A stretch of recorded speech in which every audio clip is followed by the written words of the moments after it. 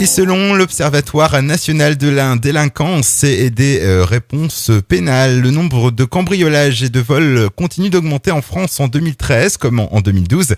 Et avec nous donc dans nos studios, nous recevons le capitaine de la Vacquerie. Bonjour. Bonjour.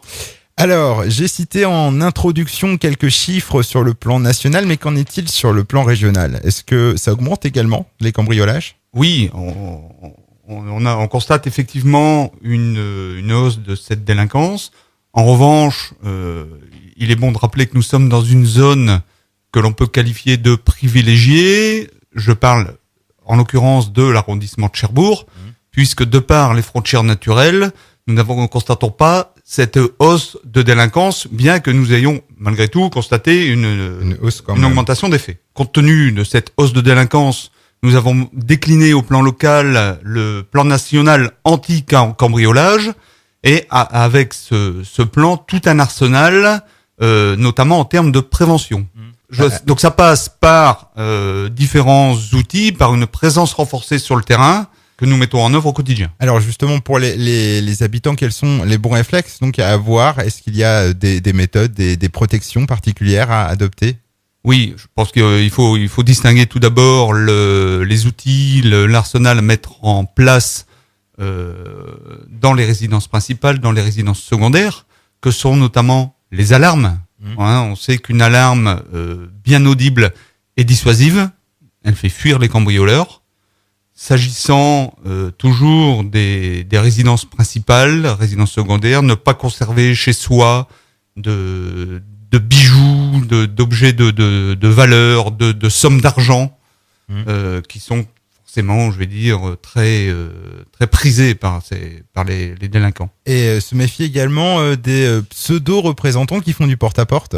Oui, tout à fait. On constate de temps à autre des faux gendarmes, des faux policiers, des faux agents EDF, des personnes qui viennent faire du repérage prétextant un diagnostic sur votre charpente ou pour vous démousser votre toiture. Et je vais dire par un relais de différentes personnes, ils arrivent à s'introduire dans votre logement et fouiller rapidement les endroits susceptibles d'héberger des valeurs. Est-ce qu'il y a une cible de personnes plus particulièrement touchées par le cambriolage ? Il y a certaines catégories de personnes qui sont forcément plus vulnérables et je peux pas m'empêcher de ne pas penser aux personnes âgées. Alors nous sommes actuellement donc en période de vacances. Est-ce une période plus propice au cambriolage ? Pas forcément. En revanche, nous avons des outils qui sont mis à disposition des administrés, que sont l'opération Tranquillité Vacances. Ça consiste en quoi ? Ça consiste pour la personne qui va s'absenter de signaler cette absence à la gendarmerie. De notre côté, nous renforcerons notre surveillance auprès des habitations qui nous auront été signalées. Donc comment ça se passe ? On s'inscrit à la gendarmerie et vous faites des rondes en fin de compte, c'est ça ? C'est exactement ça. La personne vient se remplir une fiche chez nous qui nous permet derrière d'avoir tous les renseignements, notamment son adresse. Et au cours de nos patrouilles, qu'elles soient diurnes, nocturnes, nous allons faire une surveillance particulière de l'habitation concernée. Alors récemment, donc dans l'actualité locale, elle a été marquée par une série de cambriolages à Tour-la-Ville et on a vu que certains habitants se sont réunis en association, les voisins vigilants. Vous pensez quoi de ce genre de démarche ? Est-ce utile ? Oui, c'est forcément utile, c'est proactif.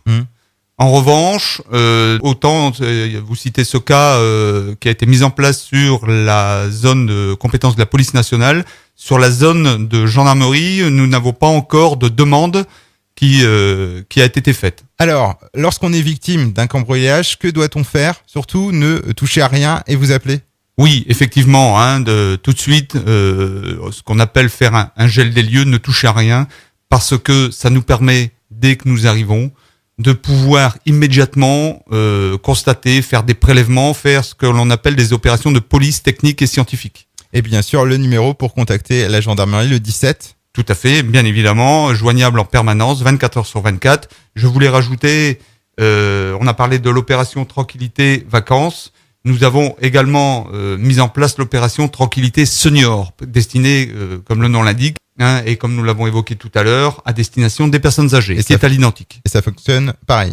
Ça fonctionne pareil, encore une fois, que les gens n'hésitent pas à venir chez nous pour que ce soit l'opération Tranquillité Vacances, Tranquillité Senior. Eh bien, merci beaucoup donc au capitaine de la Vacquerie, donc présent dans nos studios. Et je vous souhaite une bonne journée. On rappelle quand même le numéro de téléphone donc à contacter pour la gendarmerie, le 17. Il existe aussi un site internet sur lequel vous pouvez retrouver plus d'infos. C'est le www.gendarmerie.intérieur.gouv.fr. À bientôt.